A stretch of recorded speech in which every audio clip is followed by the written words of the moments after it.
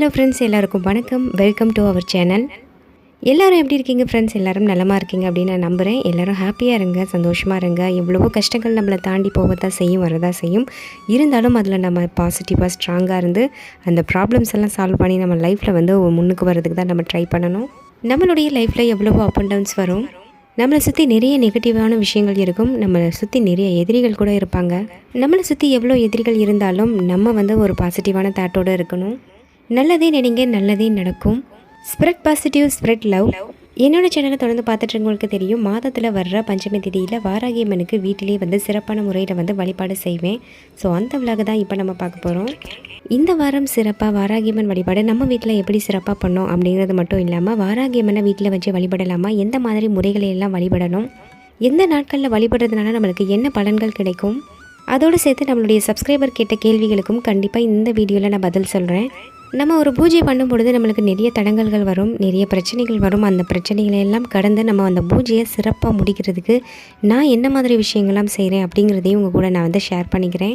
அதோட வீட்டில் இருக்க அம்மன் சிலைகளுக்கு எந்த மாதிரி முறையில் அபிஷேகம் பூஜைகள்லாம் செய்யணும், அதனால் செய்கிறதுனால நம்மளுக்கு என்ன பலன் கிடைக்குது, நம்ம வீட்டுக்கு என்ன மாதிரி விஷயங்கள் நடக்கும் அப்படிங்கிறதையும் டீட்டெயிலாக இந்த வீடியோவில் பார்க்கலாம்.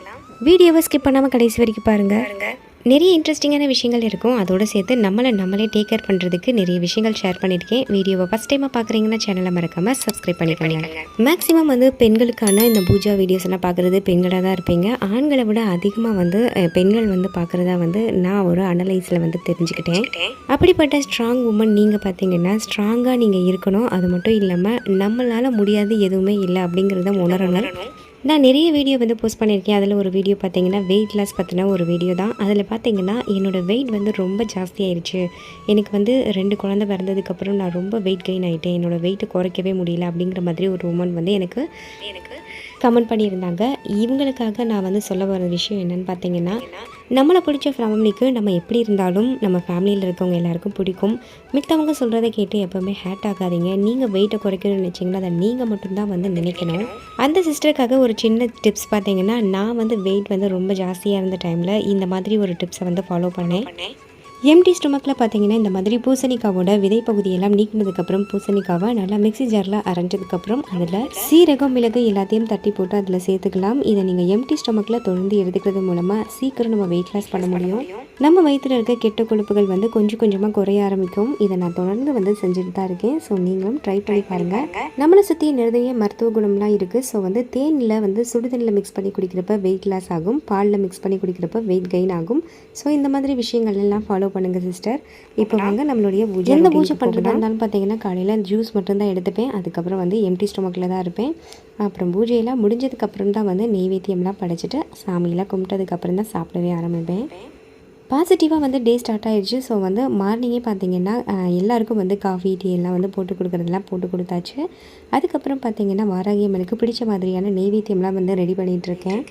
அம்மாவுக்கு பார்த்திங்கன்னா பூமிக்கு அடியில் இருக்க உணவுப் பொருட்கள் வந்து நம்ம நெய்வேத்தியம் வைக்கிறது ரொம்ப ரொம்ப நல்லது. கிழங்கு வகைகள், அதுக்கப்புறம் நிலக்கடலை, இது மாதிரி பொருட்கள் வந்து நெய்வேத்தியமாக வைக்கலாம்.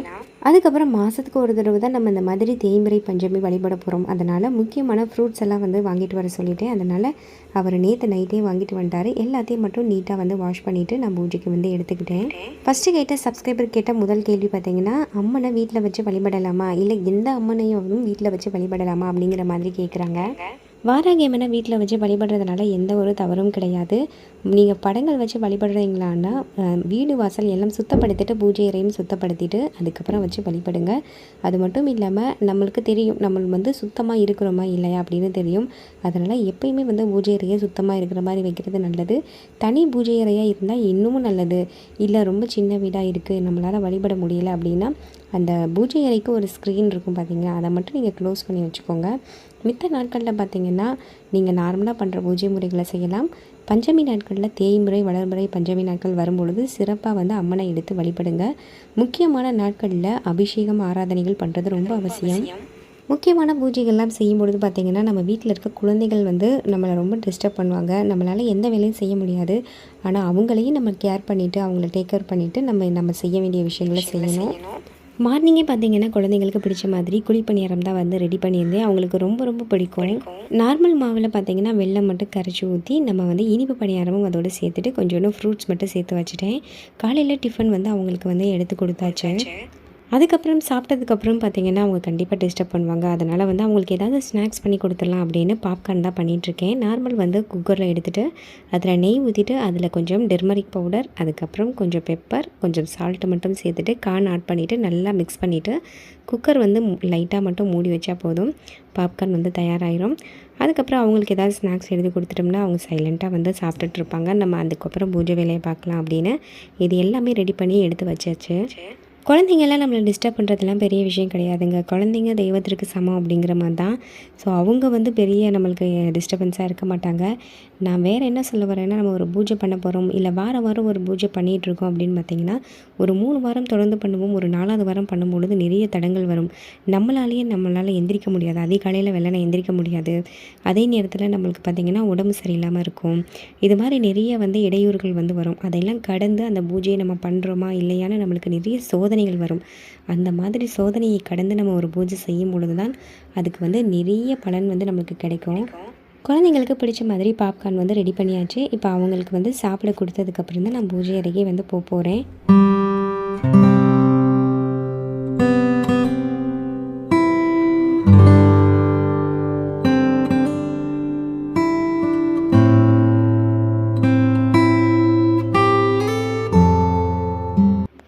அம்மனுக்காக வாங்கின கதம்பம் வந்து அம்மனுக்காக வந்து போட்டுட்ருக்கேன். இந்த மாதிரி செவ்வரளி பூக்களால் வந்து அம்மனுக்கு அலங்காரம் பண்ணுறது ரொம்ப நல்லது.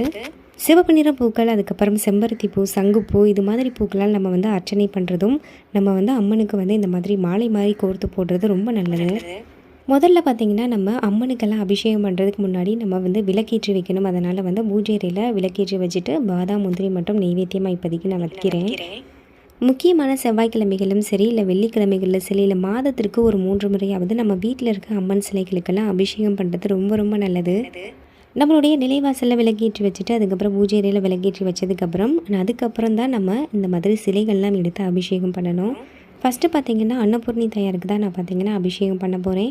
நம்மளால் முடிஞ்சது ஒரு 3 அபிஷேகம் கூட பண்ணலாம். பால் அபிஷேகம், மஞ்சள், குங்குமம், இது மாதிரி அபிஷேகம் பண்ணலாம்.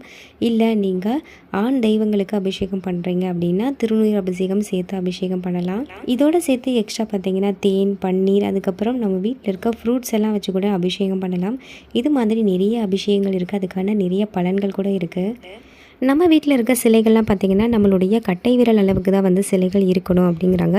நம்ம கட்டை விரலுக்கு மேலே இருக்க சிலைகள் எல்லாத்தையும் வந்து நம்ம அபிஷேகம் ஆராதனைகள் எப்படி கோவில்களில் பண்ணுறாங்களோ அதே மாதிரி நம்ம வீடுகளில் இருக்க சிலைகளுக்கும் பண்ணணும் அப்படிங்கிறது ஒரு பெரிய ஐதீகமாக இருக்குது.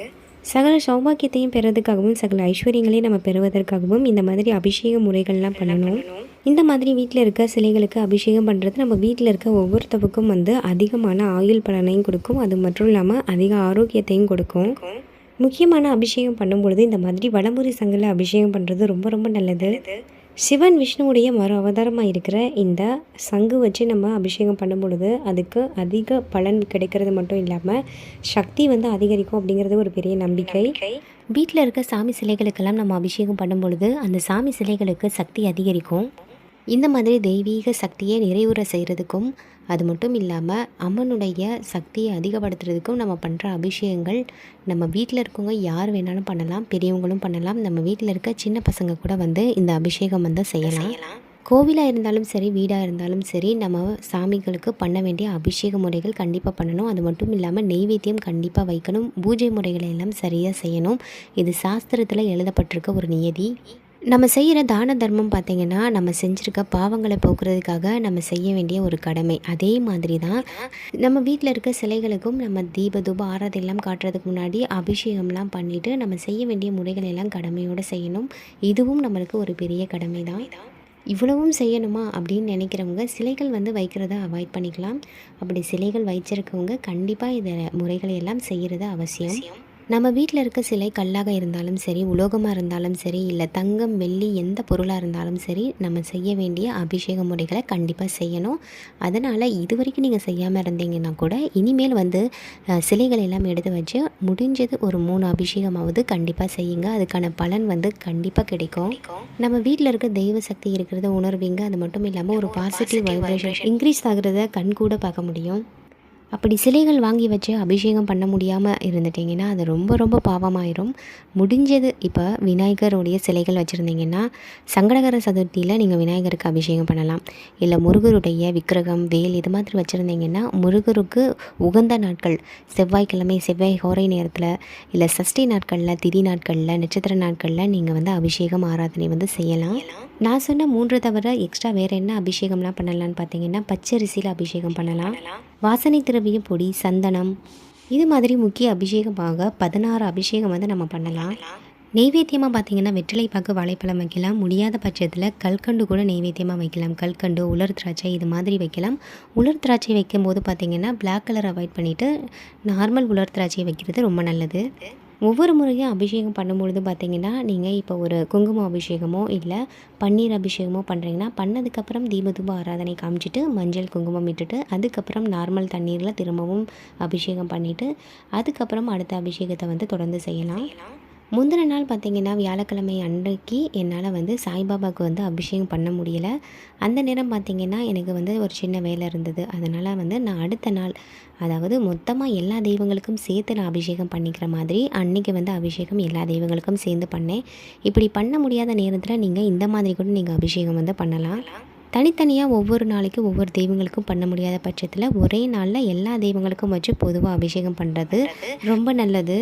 அது மட்டும் இல்லாமல் லக்ஷ்மி சிலைகள் வந்து இருக்குது அப்படின்னா லக்ஷ்மி சிலைகளோடு சேர்த்து நம்ம பெருமாள் அதுக்கப்புறம் நந்தி தேவர் அதுக்கப்புறம் பார்த்திங்கன்னா துளசி மடம் இது மாதிரி வச்சு நம்ம வந்து அபிஷேகம் பண்ணலாம். கோமாதா சிலைகள் இருந்தாலும் கூட சேர்த்து வச்சு நம்ம அபிஷேகம் பண்ணுறது ரொம்ப நல்லது. நம்ம வந்து அபிஷேகம் பண்ணுறப்ப மஞ்சள் அதுக்கப்புறம் குங்குமம் இது மாதிரி முக்கிய அபிஷேகம்லாம் வந்து பண்ணிக்கலாம். ஒவ்வொரு தெய்வங்களையும் அபிஷேகம் பண்ணும்பொழுது அவங்களுக்கான ஒரு மூல மந்திரங்கள் இருக்கும். இப்போ முருகர் வந்து அபிஷேகம் பண்ணுறதா இருந்தால் ஓம் சரவண பவா அப்படின்னு சொல்லலாம். இல்லைன்னா ஓம் சாய் பாபா இல்லைன்னா விநாயகருடைய துதி சொல்லும் பொழுது மூஷிக வாகன மோகத கஸ்த அப்படின்ற மாதிரி ஒவ்வொரு தெய்வங்களுக்கும் இருக்கிற மந்திரங்கள் வந்து சொல்லி நம்ம அபிஷேகம் வந்து பண்ணலாம். நம்ம வீட்டில் இருக்க எல்லா சிலைகளுக்கும் பார்த்திங்கன்னா அபிஷேகம்லாம் பண்ணி முடிச்சாச்சு. இப்போ வந்து நல்ல தண்ணீரில் வந்து திரும்பவும் அபிஷேகம் பண்ணிவிட்டு தீபதூப ஆராதனை இல்லாமல் காமிச்சதுக்கப்புறம் அம்மாவிற்கான உடை வந்து அணிவிச்சிட்டு நம்மளுடைய பூஜை அறையில் எப்போ போல் எடுத்து வச்சிடலாம்.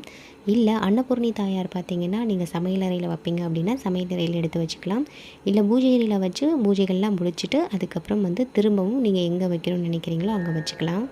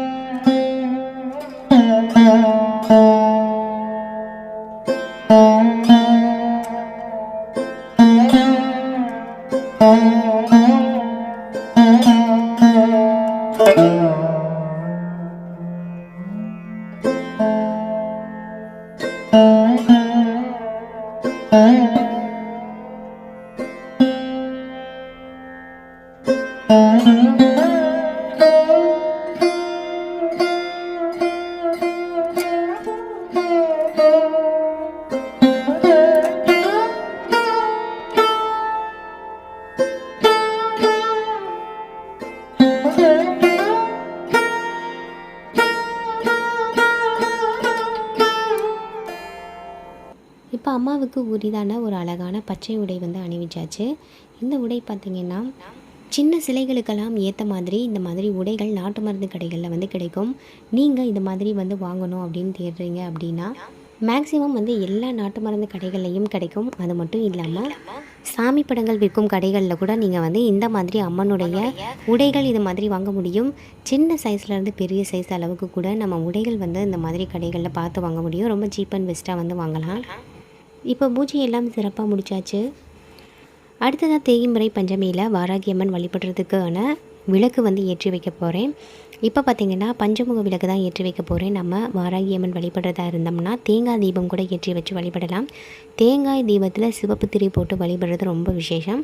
இல்லைன்னா பஞ்சமுக விளக்கு இல்லைன்னா 5 சுட்டியில் வந்து தீபம் ஏற்றி வழிபடுறது ரொம்ப நல்லது.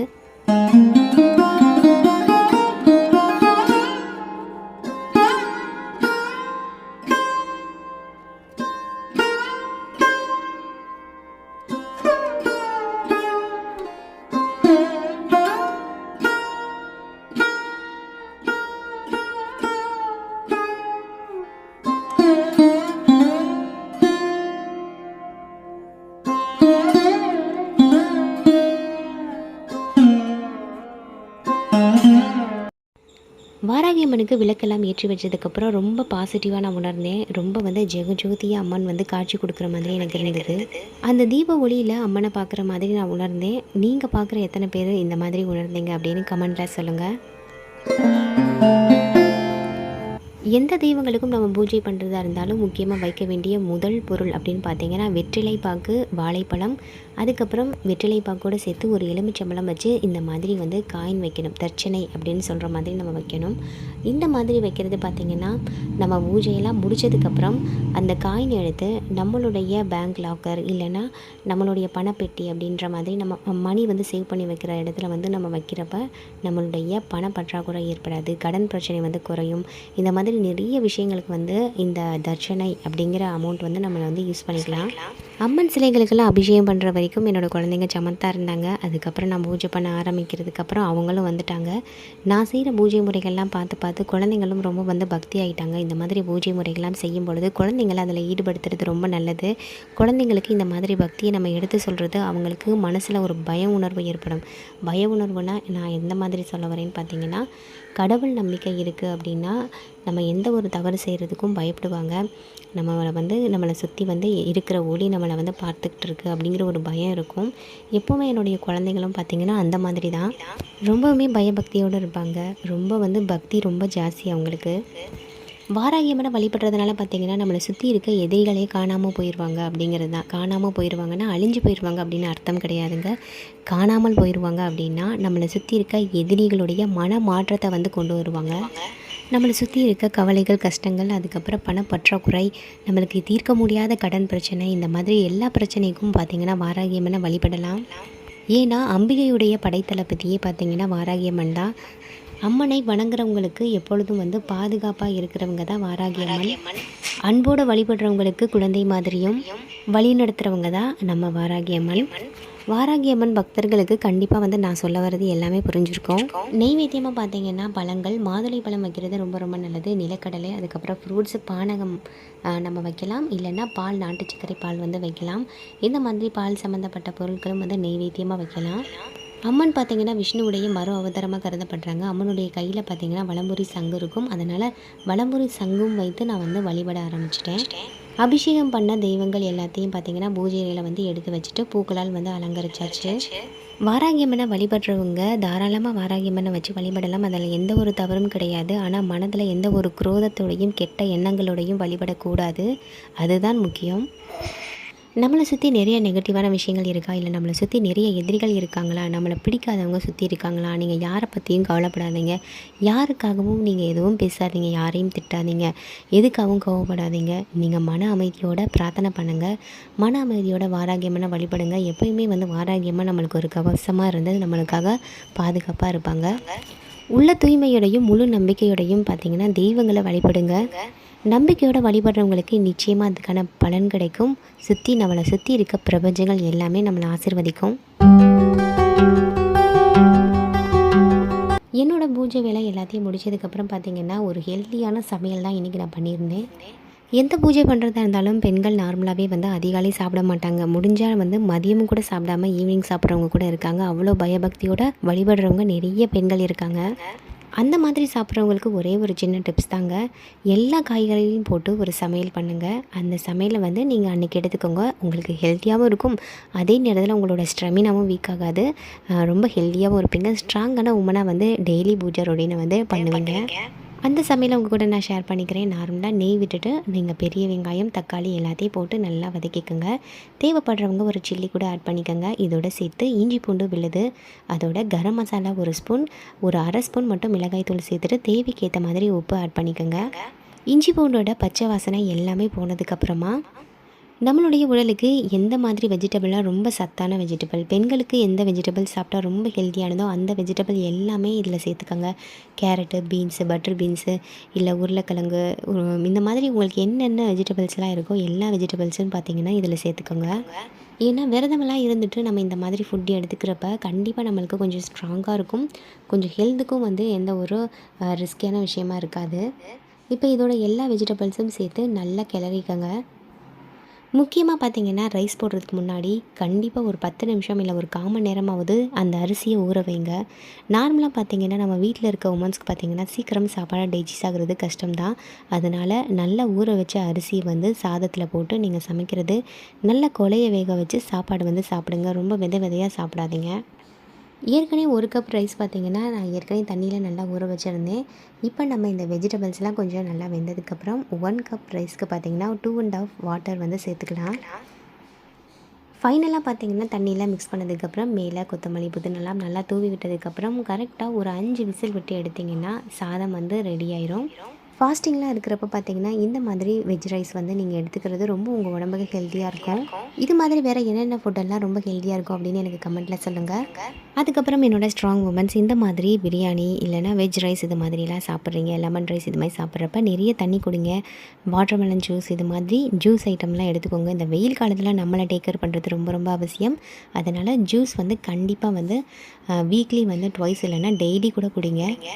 வீட்டில் ஒரு பாசிட்டிவான ஒரு பூஜையோடு சேர்த்து ஒரு ஹெல்த்தியான சமையலும் பார்த்திங்கன்னா இன்றைக்கி ஃபினிஷ் பண்ணியாச்சு.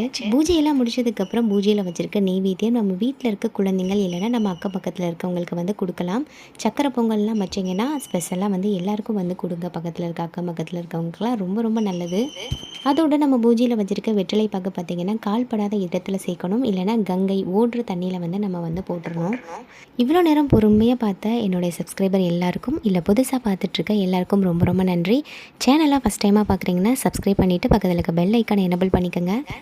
நிறைய பெண்களுக்கு யூஸ்ஃபுல்லான அது மட்டும் இல்லாமல் நிறைய பூஜா ரொட்டீன்ஸ் லாகலாம் நம்ம சேனலில் பார்க்கலாம். நம்ம வீட்டில் ஒளியில் காட்சி தந்த வாராகியம்மனை சிறப்பாக வழிபட்டாச்சு. அது மட்டும் இல்லாமல் அம்மனுக்கு எப்படியெல்லாம் அபிஷேகம் பண்ணணும், எந்த மாதிரி முறையில் பண்ணணும் அப்படிங்கிறதையும் உங்கள் கூட டீட்டெயிலாக ஷேர் பண்ணியாச்சு. கண்டிப்பாக இந்த வீடியோ உங்கள் எல்லாருக்கும் யூஸ்ஃபுல்லாக இருந்திருக்கும் அப்படின்னு நம்புகிறேன். வீடியோ பிடிச்சிருந்தா வீடியோக்கு மறக்காம ஒரு லைக் பண்ணுங்கள். இது வரைக்கும் சப்ஸ்கிரைப் பண்ணாமல் பார்த்துட்டு இருந்தீங்கன்னா ப்ளீஸ் சப்ஸ்கிரைப் பண்ணிவிட்டு பாருங்கள். அடுத்து ஒரு சூப்பரான இன்ட்ரெஸ்டிங்கான வீடியோஸில் பார்க்கலாம். Until then, bye from my sweet house woman vlog. Thanks for watching. நன்றி, வணக்கம்.